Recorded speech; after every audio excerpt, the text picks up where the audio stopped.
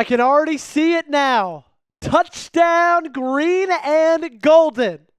Because your Green Bay Packers, with the 23rd selection of the 2025 NFL Draft, selected Matthew Golden, wide receiver out of University of Texas, for the first time in what seems like forever. A round one receiver is taken. A guy they felt should be the guy to break the streak. I got a lot to say about Matthew Golden, but first off, I want to thank you guys for hanging out with me right here on the Packers Report. We're bringing you nonstop coverage of the 2025 NFL Draft. We're going to break down that selection, tell you everything you need about Matthew Golden. I'm also going to give you my grade on the pick. But before we do any of that, make sure you guys join us and hit that subscribe button, alrighty? Because we've got you covered every pick, every round from now.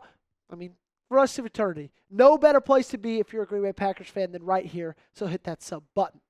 All right, let's talk about Matthew Golden. He had a pretty good year this past year at Texas. The production could have been a little bit higher, but I tend to blame that on a little bit more the inconsistent quarterback play of Quinn Ewers rather than his lack of ability of getting open. 9 touchdowns, 54 yards was his longest. 5'11", 191 pounds. Could add a little bit of weight to that frame. Isn't the tallest guy. Kind of blends in with the Romeo Doubs, Dontavian Wicks. Those kinds of types of receivers that we already have in the building with that 5'11" size. But still, this dude is something special. If you don't know, he ran a 4.29 at the NFL Scouting Combine. And if you don't know, that is fast. He's patient in route running.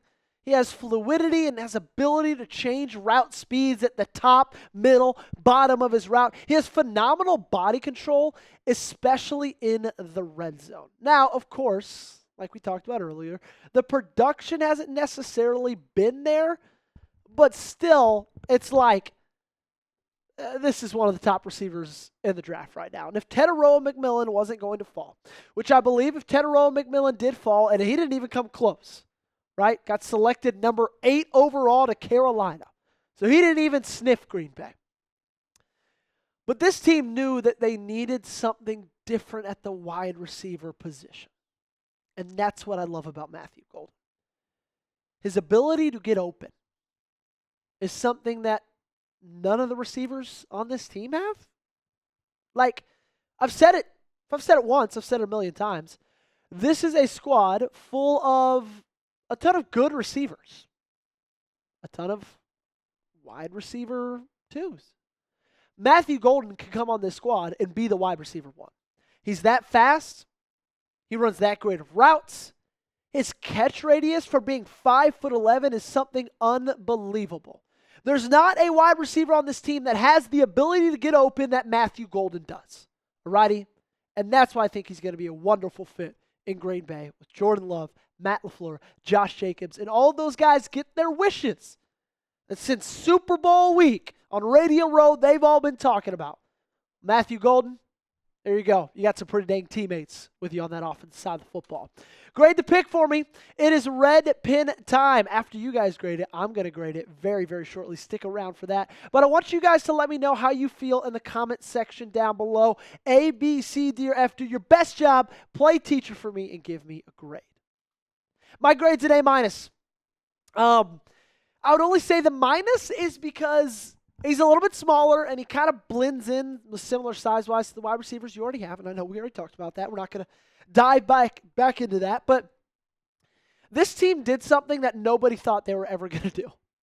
They drafted a wide receiver in round 1. They knew they have a franchise quarterback, and they did something they failed to do the last one. Give them a franchise wide receiver. Matthew Golden could be that. Because I've seen Matthew Golden be that. One thing I love about him is he played his best football when the lights were the brightest. Against Georgia, SEC championship game. Against Arizona State, guess who caught the touchdown pass in overtime to take the lead over the Sun Devils? That's right. Matthew Golden. This dude is legit. Okay? He's got an ability to come in and week 1 be the best wide receiver on this roster. And then by the time Christian Watson gets back, then you have the full array of different sizes in that wide receiver room, and it's off to the races. God willing, everybody else stays healthy. Let's talk a little bit more about Matthew Golden by hearing from Dane Brugler. The Athletics, Dane Brugler, that is. He says, it might bother some teams that he doesn't have better size, but Golden also doesn't have any glaring flaws to his game that would keep him from becoming a productive pro. He can play inside or outside and become the go-to target for an NFL offense. And I really couldn't agree more, right? Now, he does have the lowest yards per game of any wide receiver taken in the first round. 16 games played, that's a ton. Because they had that extra game in the SEC championship game. They made it all the way to the semifinals. But still, just under 1,000 yards with that quarterback play, I still think is incredibly impressive. Okay, I'm not really any kind of a fan of Quinn Ewers. I actually don't think Quinn Ewers is that talented. And Matthew Golden was still able to do a ton of really special things. Okay, he has a 60% contested catch rate, which at his size is absolutely unbelievable. And he's going to give you so much more than you think he can. Okay, don't look at the 5'11". Don't look at the 190 pounds. Think of what you could do with that catch radius, with those arms, those hands, that speed. He could be something really special. This whole night was special. It was an amazing scene in Green Bay. If you guys were there, let me know how it was in the comment section. But if you weren't, and you want to feel like you're a part of that, you can go to chatsports.com/PackersDraftHat. You can get it in white, you can get it in black, and you could look like Matthew Golden, rocking one of these for yourselves. Again, chatsports.com/PackersDraftHat, and you got to get them while they're hot, okay? Because these things will be flying off the shelves over the next couple of days, especially after the selection tonight. So if you go to chatsports.com/PackersDraftHat, help us out. Go to our friends at Fanatics and snag yourselves one of these, because I promise you, you will not regret it, and you're going to love it. And hey, you're going to do your best Matthew Golden impression and rock that thing the best way you know how. Again, chatsports.com/PackersDraftHat. Link to this promo is in the description and comments of today's video. It was a very, very interesting first round of the 2025 NFL draft. And I know a lot of you guys are saying, Joey, why the heck did we go Matthew Golden? We could have got an edge rusher in Mike Green, and we could have gotten Will Johnson. And I get that. I actually had Mike Green higher on my big board than I had Matthew Golden. He was still on my top 10 big board, but I had Mike Green higher. But both Will Johnson and Mike Green slid for a reason. Okay?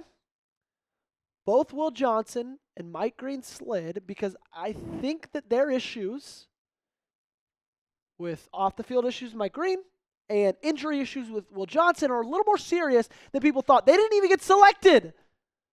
Not only did they drop to you to 23, they're dropping to the Browns at 33. It's a good choice not to select those guys. Those concerns are real.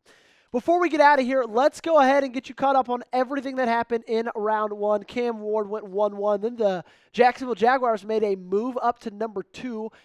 Got Travis Hunter, wide receiver, DB out of Colorado. Abdul Carter to the Giants. Will Campbell to the Patriots. Mason Graham fell to 5 to the Cleveland Browns. Ashton Jeanty is now going to be a Las Vegas Raider. Amon Mimbu, the offensive tackle out of Missouri, is a New York Jet. Tedero McMillan, sad face, fell to the Carolina Panthers. The Saints went offensive guard or tackle with Calvin Banks Jr. Colston Loveland, tight end. Interesting selection out of Chicago.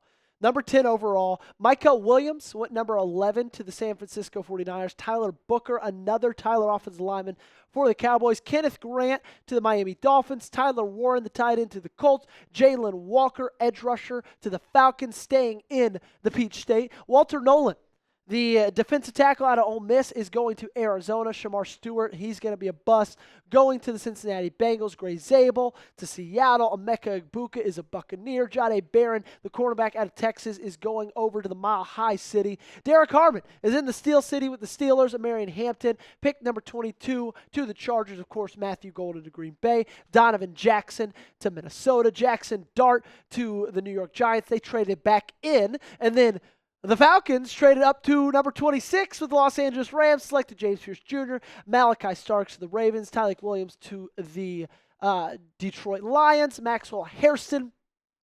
To the Buffalo Bills, Josh Conley Jr. Before him, he went to the Washington Commanders, Jahad Campbell to the Eagles, and Josh Simmons to the Chiefs.